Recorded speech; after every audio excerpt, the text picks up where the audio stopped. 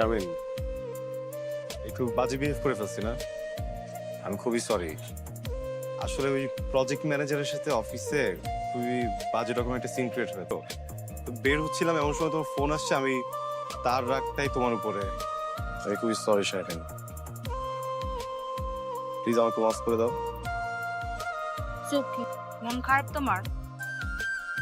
না, মন খারাপ হবে কেন? একটু বিরক্ত, কিন্তু তারপরও খুব স্বস্তি বোধ হচ্ছে, বুঝছো, যে ফাইনালি একটা সিদ্ধান্তে আসতে পেরেছেন। ভাবছি একটা ফার্ম দিব, আর যদি দিতে না পারি তাহলে গ্রামে যে কৃষি কাজ করবো, চাষাবাদ করব। আরে তুমি হাসতেছো কেন? তা আসলে মিন করে বললাম। না, ভালো ডিসিশন নিস।